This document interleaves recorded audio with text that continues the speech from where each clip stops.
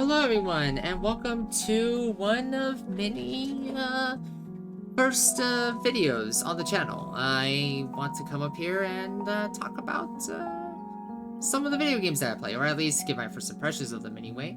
And why not kick off this video game series by talking about Animal Crossing, the 2020 video game. That was honestly released at the right time. It was definitely a game that was really needed. Given that year, I mean, yeah, there's Among Us and Phasmophobia. I will be talking about those two games in different videos whenever I get around to making those videos. But today, let's talk about Animal Crossing, right? So Animal Crossing, if you play games like Stardew Valley, Minecraft, Core Keeper, Graveyard Keeper, Harvest Moon, Terraria, then you know what kind of game this is. Kind of. It's a cozy, chill vibing game. You are essentially the mayor of your own custom-made island. You can customize your island by giving it an oriental look, a fantasy look, a cozy look, a Halloween look, whatever look you want to give it, right? And each island is inhabited by a different set of colorful characters that you can trade off, that you can send them on their way, and it's just so many things you can do, right? You can mine, you can crop things, you can participate in festivities, shooting star events, say hello to the villagers, concert events. Hell, people did like graduation ceremonies, podcast events, hide and seek games, and this is so many things you can do, right? There's so many things you can do in Animal Crossing, at least with your Switch friends. But let me just say though, that for a cutesy little game, it is very meticulous and rigid in its design. It's very, very rigid, because once you get a lot of the tutorial stuff out of the way and a lot of, you know, maximizing your island to its fullest extent, there's nothing much else you can do. Nothing much else you can do. You can only have one island per Nintendo account, which means that if you want to start a new island for the shits and giggles, you can't do that. Again, rigid, right?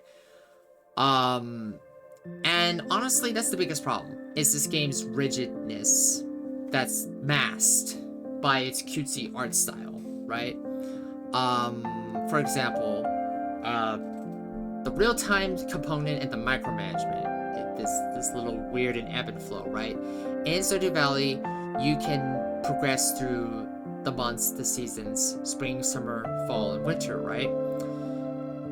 But in Animal Crossing, you have to actually wait on the days. What I mean by that is, if it's Sunday in Animal Crossing, if it's Sunday in real time, then it's Sunday in Animal Crossing. If it's fall in real time, then it's fall in Animal Crossing. If you get what I'm trying to say. So it is such a burden, because you want to see your island grow, you want to see all this done on the same day, but you can't do it. The only way you can do it is by time travel, which is, for what I've heard, a big no-no. It's considered cheating, it's considered a bad thing by Animal Crossing purists.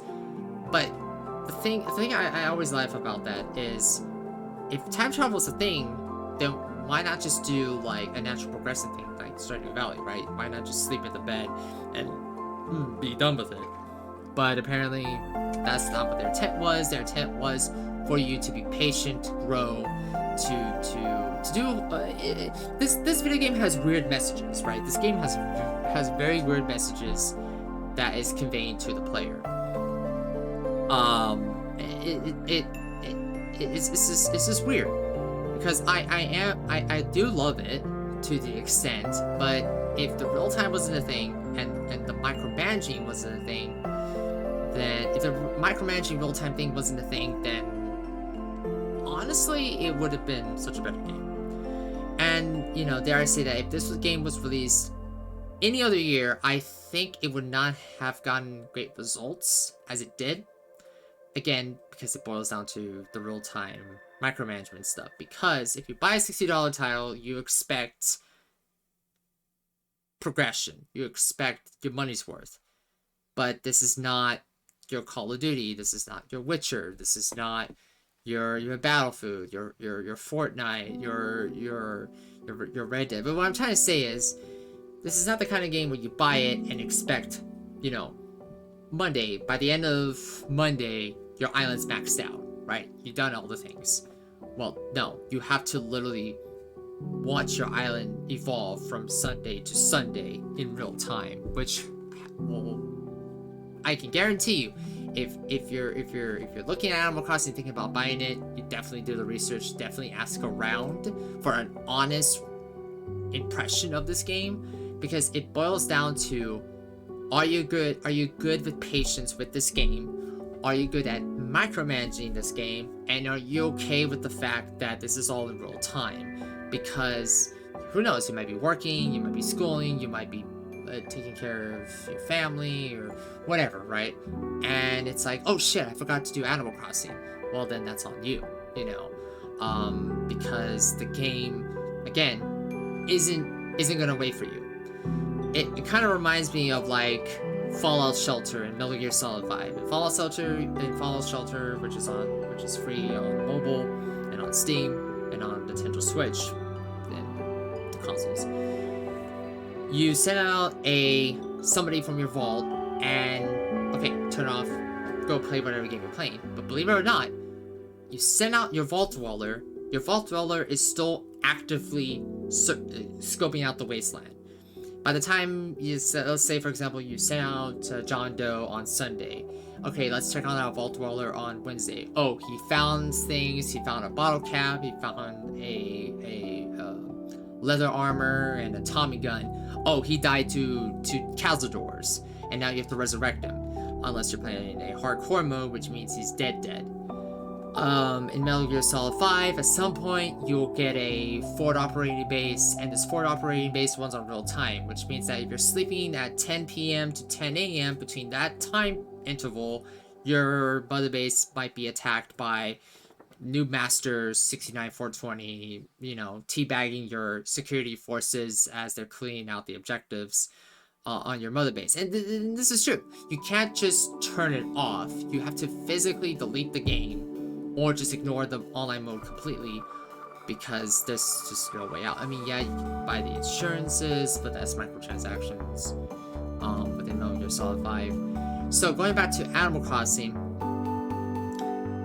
that's why I said about how, again, you have to consider, is this game for you if you're willing to put up with the real-time macromanagement? Because if you don't like real-time macromanagement in your video games, where it's like, oh, but I bought this game, I want change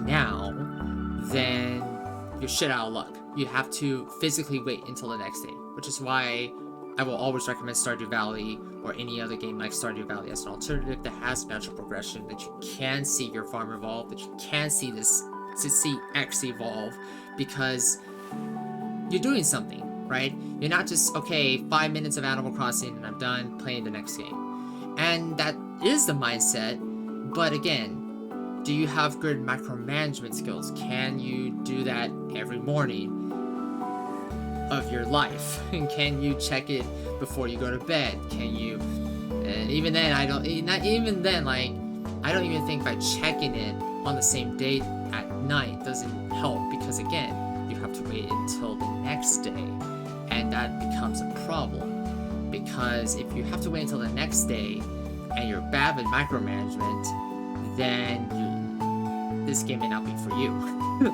You know, and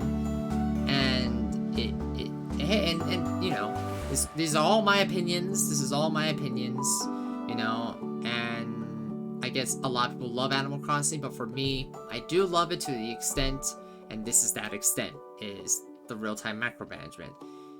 And yeah, that's honestly all I have to say about Animal Crossing. New Horizons. I'm sure I left a lot of other things out, but to me, I think when the sequel comes, and the sequel will come, they have to get rid of the real-time micromanagement. They have to get rid of it, and they have to give players more freedom and less rigidness in its design.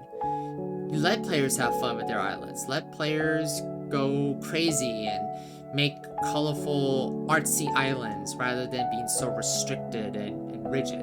You know, yeah, there's the whole custom thing, and, you know, as long as it's not breaking TOS, then yeah, you know. But at the end of the day, the sequel needs to be more flexible. The sequel needs to be less rigid, and the sequel needs to be fun. It needs to be fun. It needs to be engaging. It needs to, I guess, really look at its competitors in this category and say, okay, what makes Stardew Valley fun? What makes Harvest Moon fun? What makes Terraria fun? What makes Core Keeper fun? What makes these cozy chill vibing games fun for the player, right? Animal Crossing New Horizons is fun, don't get me wrong, but Animal Crossing New Horizons has, in my opinion, a lot of things that it could have learned from its other the other games within this cozy chill vibing genre, and you know,